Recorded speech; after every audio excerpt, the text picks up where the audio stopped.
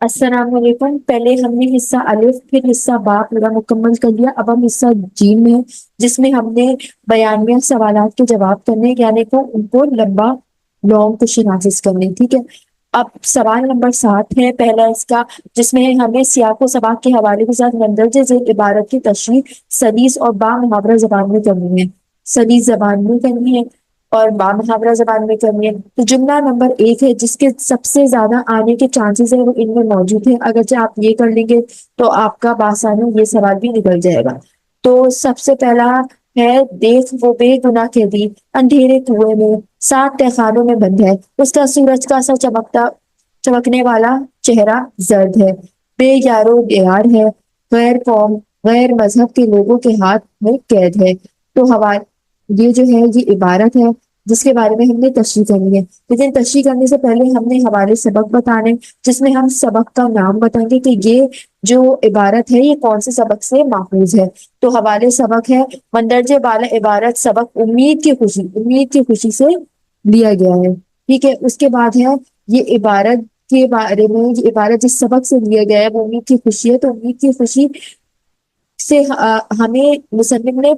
Over all کیا بتانے کی کوشش کی ہے وہ ہم ہمارے سیاق میں بیان کریں گے، ٹھیک ہے۔ تو وہ ہم اس طرح شروع کریں گے کہ مصنف نے بڑے دل نشین انداز میں بتایا ہے کہ ہر شخص کے لیے زندگی میں امید کا دامن تھامے رکھنا اور کسی گھڑی نا امید نہ ہونے کا رویہ اختیار رکھنا کیوں ضروری ہے۔ کہ مصنف نے بتایا کہ امید ہمارے لیے کتنی ضروری ہے اور امید کو تھامے رکھنا بھی ہمارے لیے کتنی ضروری ہے، اور اگر ہم نا امید ہو جائیں گے تو ہمارا کیا کیا نقصان ہو جائے گا، ہم کیا کیا چیزیں اختیار نہیں کر پائیں گے نا امیدی کی وجہ سے، اس کو اس سبق یعنی کہ امید کی خوشی میں مصنف نے بیان کیا ہے۔ تو اس کے بعد ہم تشریح لکھیں گے۔ مندرجہ والے جملے میں بے گناہ قیدی سے مراد حضرت یوسف ہے۔ تو یہ جو سبق ہے یہ حضرت یوسف کے بارے میں ہے، جس میں حضرت یوسف کا واقعہ بیان یوں کیا گیا ہے کہ حضرت یوسف کا واقعہ کچھ یوں ہے کہ جب انہوں نے اپنے ایک خواب کا ذکر اپنے والد سے کیا کہ ایک سورج، چاند اور 11 ستارے ان کو سجدہ کر رہے ہیں، تو ان کے والد نے کہا کہ تم اپنے خواب کا ذکر اپنے بھائی سے نہیں کرنا، مجھے امید ہے اللہ تبارک و تعالیٰ تمہیں بہت جلد کوئی خوشی سنانے والے ہیں۔ تو اس میں یہ بتایا جا رہا ہے کہ حضرت یوسف علیہ السلام کے جو والد تھے ان کو اس درد اور خوف تھا کہ ان کے جو بھائی ہیں وہ ان سے حسد نہ کر بیٹھے، تو اس لیے انہوں نے اپنے بھائیوں کو اپنے خواب حضرت یوسف کو منع کیا تھا کہ وہ اپنے بھائیوں کو اپنے اس خواب کے بارے میں نہ بتائیں جو انہوں نے دیکھا، جس میں سورج، چاند، ستارے جو ہے وہ آپ کے سامنے سجدہ کر رہے ہیں، 11 ستارے، یہ یاد رکھیں گے۔ اس کے بعد ہے یہ سن کر اپنے دوسرے بھائیوں سے اس کا ذکر کیا اور بھائیوں نے حسد اور جلن میں اپنے بھائی یوسف کو اپنے ابا سے اجازت مانگی کہ وہ ان کو سیر کے لیے لے جائیں۔ ان کے والد حضرت یعقوب نے منع کیا تو انہوں نے کہا کہ ہم دیکھتے ہیں کہ آپ یوسف علیہ السلام کے معاملے میں ہم پر اعتبار نہیں کرتے، یعنی کہ جب ان کو یہ پتا چلا کہ حضرت یوسف کے آگے سورج، چاند اور 11 ستاروں نے سجدہ کیا ہے، تو ان کے بھائیوں نے حضرت یوسف سے حسد اور جلن کرنی شروع کر دی اور ان کے والد سے اجازت مانگی کہ وہ ان کو سیر کرانے لے کے جانا چاہتے ہیں، لیکن ان کے والد نے منع کر دیا۔ تو انہوں نے اپنے والد کو بولا کہ وہ ان پر بھروسہ نہیں کرتے حضرت یوسف علیہ السلام کے معاملے پر۔ تو آگے بیان کیا جا رہا ہے حالانکہ ہم ایک بڑی جماعت ہے، یعنی کہ وہ بہت زیادہ لوگ، اس کے باوجود بھی ان کے والد ان پر حضرت یوسف کے معاملے میں بھروسہ نہیں کرتے تھے۔ آگے ہے آپ ہم پر اعتبار نہیں کرتے حالانکہ ہم اس کے خیر خواہ ہیں، یعنی کہ وہ اس کے ڈیزرو کرتے ہیں، یعنی کہ وہ چاہتے ہیں کہ وہ ان پر بھروسہ کریں، لیکن وہ جو حضرت یوسف کے والد ہیں ان پر اپنے بیٹوں پر بھروسہ نہیں کرتے۔ الغرض جب وہ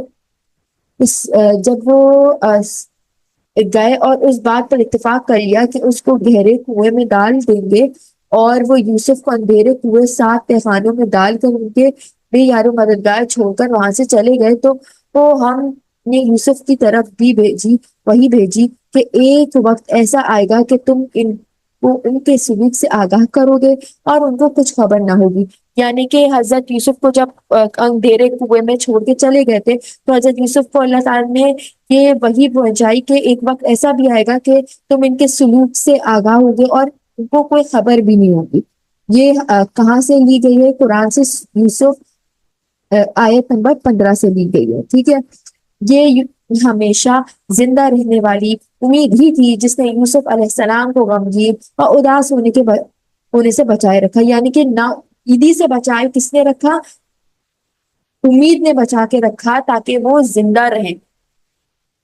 ٹھیک ہے، کیونکہ ان کو اللہ پر بھروسہ تھا، ان کو یقین تھا کہ اللہ ان کو اس تکلیف سے ضرور نکالے گا، تو اس امید نے ہی ان کو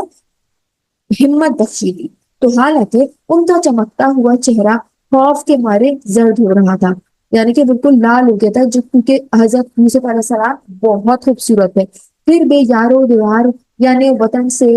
دور دراز بے سہارا غیر قوم میں غیر مذہب کنویں سے نکلنے کے بعد ان لوگوں کے ہاتھوں میں قید ہو گئے، یعنی کہ جب کنویں سے قافلہ پانی پینے آیا تو انہوں نے حضرت یوسف کو دیکھا اور حضرت یوسف کو قیدی بنا کر لے گئے، اور وہ بھی ایک ایسی جگہ پر جو ان کے غیر قوم کے تھے، نہ ان کے قوم کے تھے اور نہ ہی ان سے مذہب سیم تھا، لیکن ایک اچھی امید، زندہ رہنے والی امید ان کو خوشی دلا رہی تھی، یعنی کہ ایک امید ہی تھی جو ان کو اس تکلیف کے دور میں بھی خوش رکھنے پر آمادہ کر رہی تھی۔ جملہ نمبر 2 ہے، دیکھ دیکھ نادان بے بس بچہ گہوارے میں سوتا ہے، اس کی مصیبت زدہ ماں اپنے دھندے میں لگی ہوئی ہے، اسے گہوارے کی دوری بھی ہلاتی جاتی ہے، ہاتھ کام میں اور دل بچے میں ہے۔ تو سب سے پہلے تو ہم اس عبارت کا حوالے سبق لکھیں گے کہ یہ عبارت کون سے سبق سے لی گئی ہے، تو مندرجہ بالا عبارت سبق امید کی خوشی سے لی گئی ہے، ٹھیک ہے۔ تو حوالے مصنف میں ہم کیا بتائیں گے؟ مصنف کے بارے میں بتائیں گے، مصنف کے بارے میں تھوڑا سا بتائیں گے۔ اس کے لکھنے والے مصنف کا نام کیا ہے؟ سر سید احمد خان ہے۔ سبق امید کی خوشی ان کے مقالات مضامین سر سید سے محفوظ ہے، یعنی کہ یہ کہاں سے محفوظ ہے؟ سر سید کی ایک کتاب مقالات مضامین سے محفوظ ہے۔ حوالے سیاق میں ہم مختصر سبق کے بارے میں بتائیں گے کہ مصنف نے بڑے دل نشین انداز میں بتایا ہے کہ ہر شخص کے لیے زندگی میں امید کا دامن تھامے رکھنا اور کسی گہری نا امید نہ ہونے کا رویہ اختیار رکھنا کیوں ضروری ہے، یعنی کہ مصنف بتانے کی کوشش کر رہے ہیں کہ امید انسان کے لیے کتنی اہمیت کی حامل ہے، امید کے بغیر انسان کی زندگی کتنی مشکل اور دشوار ہو جاتی ہے، اس کا احساس سید اپنی اس سبق امید کی خوشی میں بتانے کی کوشش کر رہے ہیں، ٹھیک ہے۔ تو تشریح ہم یوں شروع کریں گے کہ مصنف امید کو مخاطب کر کے کہتے ہیں کہ کیسے ماں اپنے چھوٹے ناسمجھ بچے کو لوری دیتی ہے، کس طرح ناسمجھ یعنی کہ نادان جو کچھ سمجھ نہیں سکتا، وہ گہوارے میں پڑے سوتا ہے، وہ اس کے جھولے کی ڈوری ہلاتی جاتی ہے، یعنی کہ وہ اس کو لوری بھی دیتی جاتی ہے اور اس کے جھولے کو ہلاتی بھی جاتی ہے، اور ساتھ ساتھ اپنے کاموں میں بھی مشغول رہتی ہے اور اپنے ہاتھ سے کام بھی جاری رکھتی ہے، اور ایک ہاتھ سے جھولے کی ڈوری ہلاتی ہوئے کہتی ہے کہ سو جا میرے بچے سو جا، اور اس کے مستقبل کی باتیں کرتی جاتی ہے، یعنی کہ ایک ماں کے بارے میں بتا رہے ہیں کہ ایک ماں جو ہے اپنے گھر کا کام بھی کر رہی ہے، اپنے بچے کو بھی سلا رہی ہے، ساتھ اس کو لوڑی دے رہی ہے اور اس کو جھولا جھلائے جا رہی ہے، اور اس کو تو اس لوڑی میں کیا بتا رہی ہے؟ اس کی امید دلا رہی ہے، اس کے مستقبل کی خوشی کا احساس دلا رہی ہے، اس کا دل اپنے بچے ہی من لگا رہتا ہے۔ وہ کہتی ہے تیری شکل بالکل اپنے باپ جیسی ہے، تو میرے دل کو کومل نازک کلی ہے، تو پہلے پڑھے تجھ پر کبھی کوئی مصیبت نہ آئے، یعنی کہ ماں اس کو دعا دے رہی ہے کہ تجھ پر کوئی مصیبت نہ آئے، تمہارا دل کیسا ہے؟ کومل نازک جیسا ہے، بہت معصوم سا ہے، بھولا بھالا سا ہے، اور تیری شکل کیسی ہے؟ اپنے باپ جیسی ہے۔ دل کے بارے میں بتا رہی ہے جو اس سے ملتا ہے، اور اس کی شکل کے بارے میں بتا رہی ہے جس سے باپ سے ملتی ہے۔ مصنف مزید کہتے ہیں کہ اے امید، یہ تو ہی ہے جو ہر مصیبت گھڑی میں سب کو تسلی دیتی ہے اور ہر ایک کی مدد کرتی ہے۔ اے امید، یہ تو ہی ہے جس کی وجہ سے دور دراز اور مستقبل کی خوشیاں نزدیک اور بالکل قریب نظر آتی ہے، یعنی کہ امید کی ہی وجہ سے کہ وہ خوشیاں جو ابھی تک ہمیں ملی نہیں ہیں لیکن وہ مستقبل میں جو ہمیں ملیں گی، ہمیں اس کے لیے ایک خوشی کا باعث بنتی ہے، تو یہ امید ہی کی وجہ سے ہوتا ہے۔ تو امید ہمارے لیے کتنی اہمیت کی حامل ہے، اس کا احساس سر سید اپنے اس سبق میں ہمیں دلانا چاہ رہے ہیں۔ اس کے بعد سوال نمبر آدھ ہے جو ہم اگلی ویڈیو میں کور کریں گے۔ جزاک اللہ۔